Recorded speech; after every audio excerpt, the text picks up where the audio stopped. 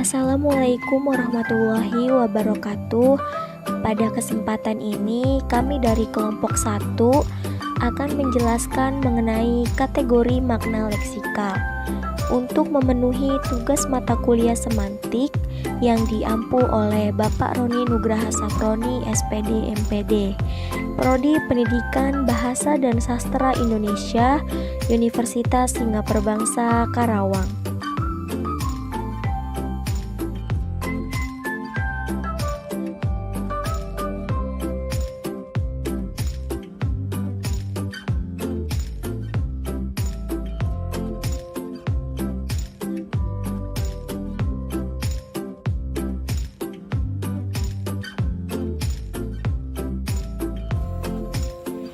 Adapun nama-nama anggota dari kelompok kami yaitu yang pertama Irda Sofiani dengan nomor NPM 191063108821, yang kedua Rizka Afriliani dengan nomor NPM 191063108836, yang ketiga Jaina Hanifah dengan nomor NPM 191063108846, yang keempat Ade Irma dengan nomor NPM 191063108126, yang kelima Audrey Tiara Rabani dengan nomor NPM 191063108131, yang keenam Inayah Elvina Budiarti dengan nomor NPM 191063108146.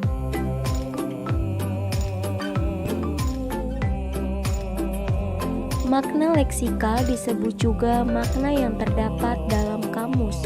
Makna leksikal ialah makna lambang kebahasaan yang bersifat dasar. Makna jenis ini merujuk pada arti sebenarnya dari suatu bentuk kebahasaan yang dapat berdiri sendiri tanpa melihat konteks.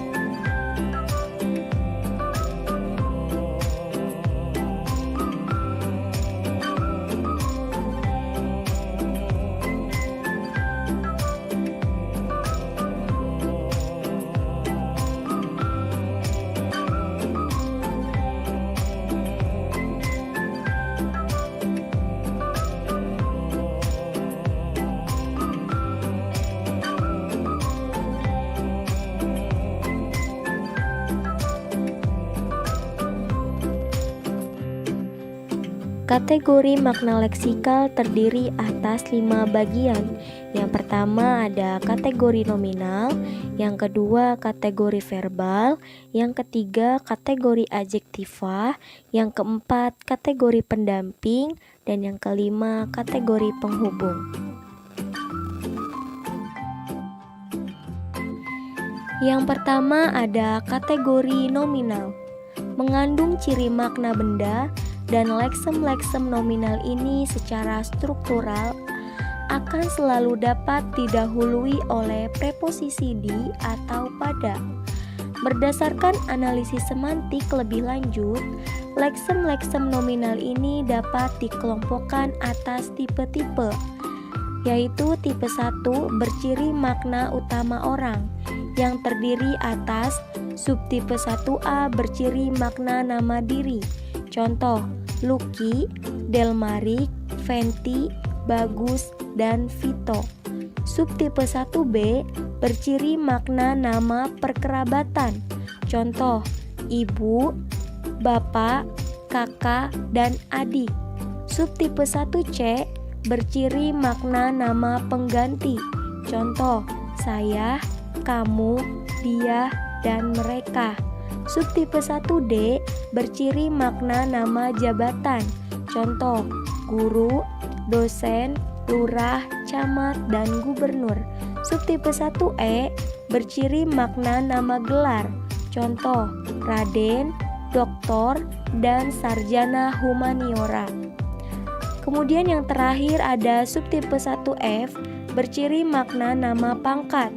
Contoh, sersan, letnan, dan kolonel. Tipe 2 berciri makna utama institusi. Contohnya, pemerintah, DPR, SMA, dan Pelni. Tipe 3 berciri makna utama binatang. Contohnya hiu, kucing, harimau, dan bebek. Tipe 4 berciri makna utama tumbuhan. Dapat dikelompokkan atas tipe-tipe. Subtipe 4A berciri makna tumbuhan itu sendiri. Maksudnya mengandung segala sesuatu yang tumbuh. Contohnya rumput, ilalang, dan perdu. Subtipe 4B berciri makna pohon, yakni terdiri hanya yang berbatang keras. Contoh, kelapa, cemara, dan jati. Subtipe 4C berciri makna tanaman yang diusahakan sebagai sesuatu yang ditanam. Contoh, padi, bayam, kubis, dan wortel. Tipe 5 berciri makna utama buah-buahan. Contohnya durian, mangga, pisang, dan jambu. Tipe 6 berciri makna utama bunga-bungaan. Contohnya mawar, melati, kamboja, dan kenanga.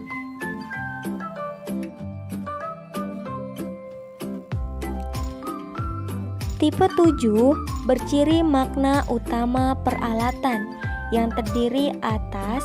Subtipe 7A berciri makna utama alat masak. Contoh, panci, wajan, dan spatula. Subtipe 7B berciri makna alat makan. Contoh, piring, sendok, garpu, dan mangkuk. Subtipe 7C berciri makna alat pertukangan. Contoh, palu dan gergaji. Subtipe 7D berciri makna alat perbengkelan. Contoh, obeng, tang, dan kunci. Subtipe 7E berciri makna alat pertanian. Contoh, cangkul, sabit, dan bajak. Subtipe 7F berciri makna perikanan. Contoh, kail, jala, dan jaring. Subtipe 7G berciri makna alat rumah tangga. Contoh, lemari, meja, dan kursi. Subtipe 7H berciri makna alat tulis-menulis. Contoh, penghapus, pensil, dan ballpoint.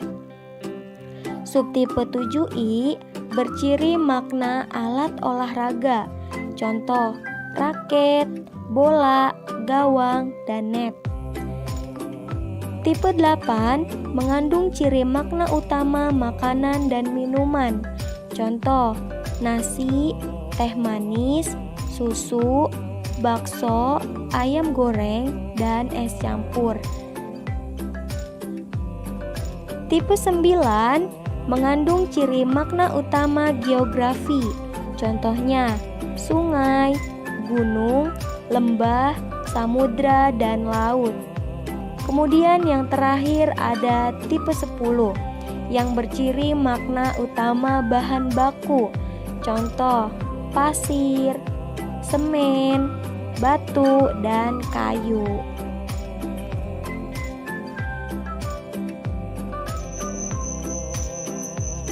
Oke, masuk ke kategori kedua, yaitu kategori verbal. Jadi kategori verbal ditandai dengan mengajukan 3 macam pertanyaan terhadap subjek tempat verba menjadi predikat klausanya. Pertanyaan itu berupa, apa sih yang dilakukan subjek dalam klausa tersebut? Lalu, apa yang terjadi terhadap subjek dalam klausa tersebut? Dan bagaimana keadaan subjek dalam klausa tersebut? Berikut adalah tipe-tipe dari kategori verbal. Yang pertama ada tipe 1, menyatakan tindakan yang terbagi menjadi 3. Antara lain, yang pertama pelakunya manusia. Contohnya adalah membaca, menulis, mengerjakan, dan lain sebagainya. Lalu ada pelakunya manusia dan bukan manusia. Contohnya adalah makan dan minum. Lalu yang terakhir ada pelakunya bukan manusia. Contohnya adalah pagut dan patuk. Lalu masuk ke tipe kedua, yaitu menyatakan tindakan dan pengalaman. Contohnya adalah bilang, bicara, bentuk, bujuk, ancam, dan kenal. Contoh kalimatnya adalah Lucky membicarakan Mas Bram kepada kami. Dalam kalimat tersebut, Lucky sebagai pelaku. Membicarakan adalah verba yang menyatakan tindakan atau pengalaman, dan kami merupakan subjek pelaku yang mengalami. Lalu masuk ke tipe ketiga, menyatakan tindakan dan pemilikan.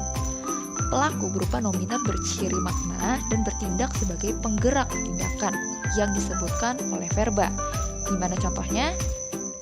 Fenty beli mobil dari Buayan. Jadi Fenty adalah pelaku sedangkan Buayan adalah pemiliknya. Contoh lainnya adalah minta, beri, pinjam, sewa, dapat, terima, dan bayar.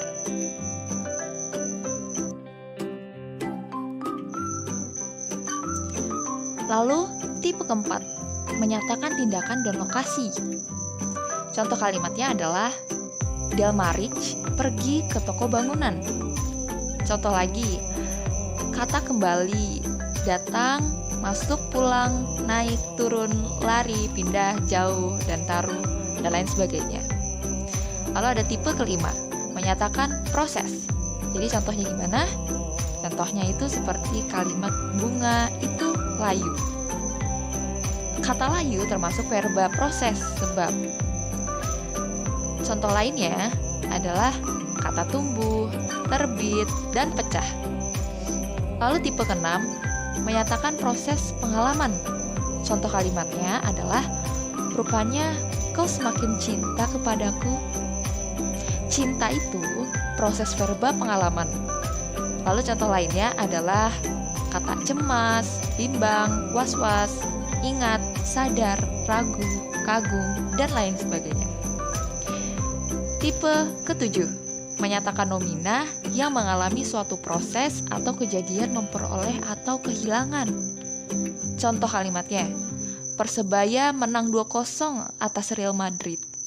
Contoh lainnya, kata dapat, punya, dan memiliki.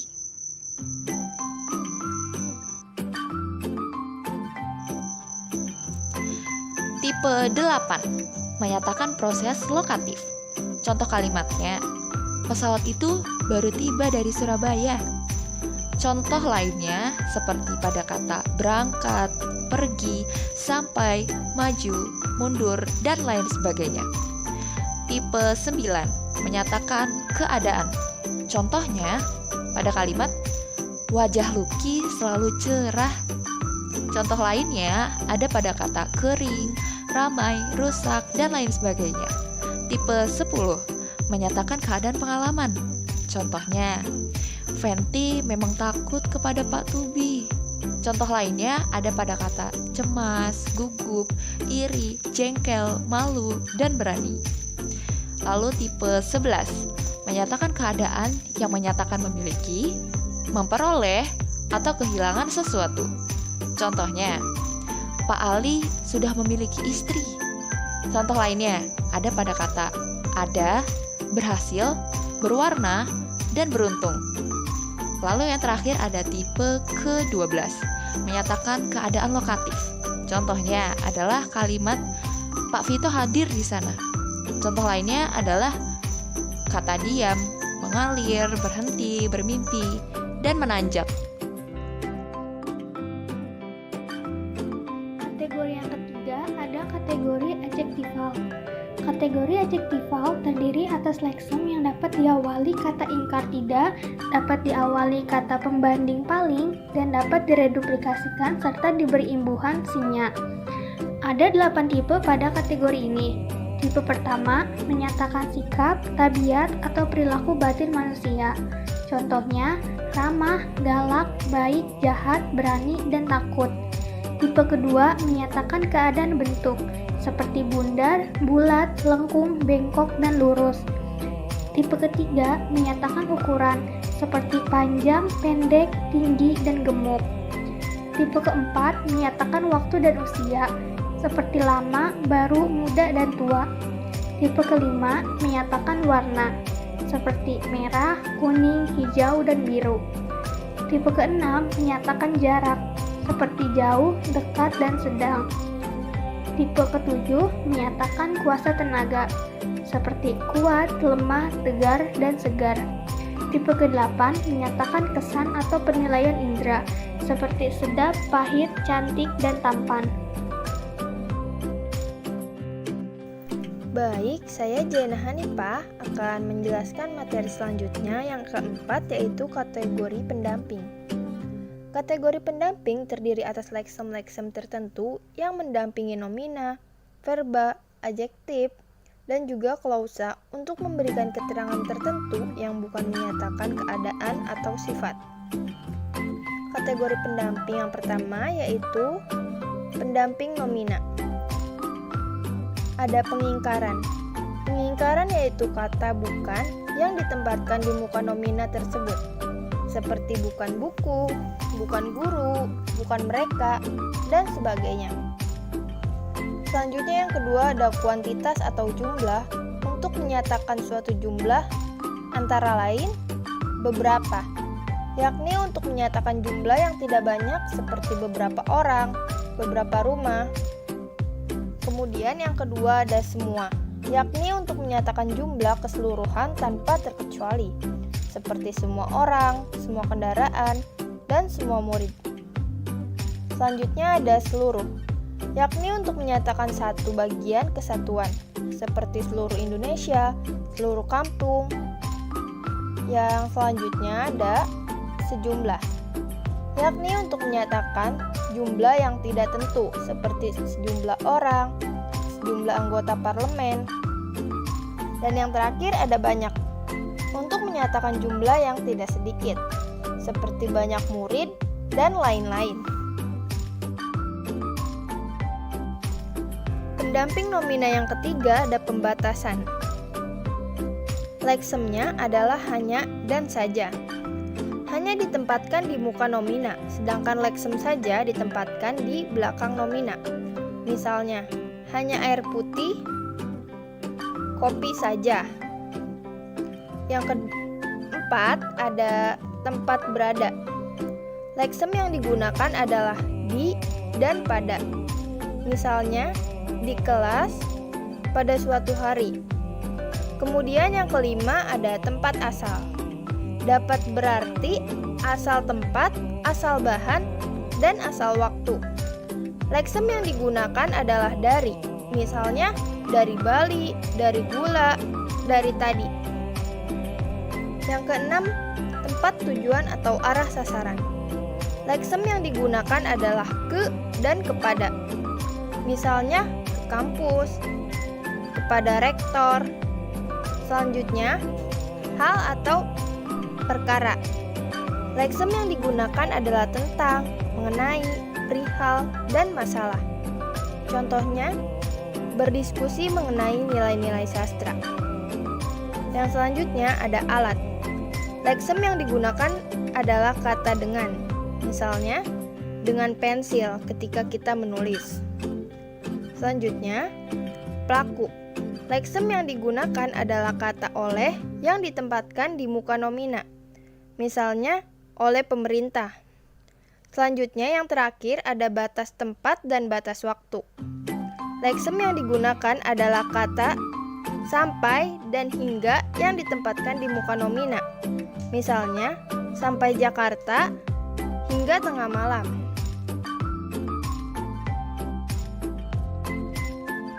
Pendamping perba. Yang pertama yaitu pengingkaran, yakni leksem tidak ditempatkan di muka perba. Misalnya, tidak makan. Sedangkan leksem bukan hanya digunakan di muka perba dalam suatu klausa yang dikontraskan dengan klausa lainnya. Misalnya, dia bukan menangis karena sedih, melainkan karena gembira. Kemudian, berbagai aspek antara lain aspek selesai, perfektif dengan leksem sudah, telah, pernah. Dengan contoh, kami sudah makan. Aspek belum selesai, imperfect, dengan leksem masih dan lagi. Dengan contoh, dia masih menyanyi. Aspek baru mulai, inkoatif, dengan leksem, mulai, dengan contoh, kakak mulai membaca. Berbagai modalitas, antara lain, leksem, belum, sedang, akan, boleh, dapat, harus, wajib, mesti, dan jangan. Contoh, kita wajib membantu mereka. Kamu mesti menuruti perintahnya. Kuantitas, antara lain, leksem, sering, seringkali, acapkali, jarang, banyak, kurang selalu, dan sebagainya. Contohnya, bagus sering bolos. Kemudian kualitas, antara lain, leksem, sangat, agak, cukup, paling, dan sekali. Contoh, Bu Wayan sangat menyayangi mahasiswanya. Pembatasan, antara lain, leksem, saja, dan hanya. Contoh, dia makan saja, mereka hanya mengeluh. Pendamping adjektiva. Yang pertama itu pengingkaran, yakni leksem yang digunakan adalah kata tidak dan bukan. Misalnya, tidak baik, tidak gemuk, bukan buruk, bukan merah. Kemudian, kualitas adalah leksem yang digunakan kata sangat, cukup, agak, paling, sekali, maha, dan serba. Misalnya, agak datar, cukup baik, maha besar, pandai sekali, serba canggih. Kemudian, pendamping klausa. Kepastian, leksem yang digunakan pasti, tentu, dan memang. Contoh, dia pasti hadir. Dia memang pandai sejak dulu. Keraguan, leksem yang digunakan adalah kata barangkali, mungkin, boleh jadi. Contoh, barangkali dia suka padaku, kamu mungkin akan datang, boleh jadi tugas ini sangat mudah. Harapan, leksem yang digunakan adalah kata moga-moga, semoga, mudah-mudahan, hendaknya, sebaiknya, dan seharusnya. Contoh, moga-moga mereka sadar perbuatannya. Kalian hendaknya tidak perlu bertanya. Assalamualaikum warahmatullahi wabarakatuh. Nama saya Adi Irma. Saya akan melanjutkan materi selanjutnya. 5. Kategori penghubung. Kategori penghubung terdiri dari leksem-leksem tertentu yang bertugas menghubungkan baik kata dengan kata, frasa dengan frasa, klausa dengan klausa, maupun kalimat dengan kalimat secara koordinatif maupun subordinatif. Penghubung koordinatif. Penggabungan. Leksem yang digunakan adalah dan untuk menyatakan penggabungan biasanya antara dua buah kata, dua buah frase, atau dua buah klausa. Contoh, ibu dan ayah tidak ada di rumah. Selanjutnya, pemilihan leksem yang digunakan adalah kata atau. Contoh, bola ini kau beli atau kau curi dari anak itu. Selanjutnya, pertentangan atau pertentangan atau mengontraskan. Leksem yang digunakan adalah tetapi. Contoh, dia memang bodoh tetapi hatinya jujur. Selanjutnya, mengoreksi atau membetulkan. Leksem yang digunakan adalah melainkan dan hanya. Contoh, yang diperlukan dewasa ini bukan pemuda-pemuda yang pandai bicara, melainkan juga mau bekerja.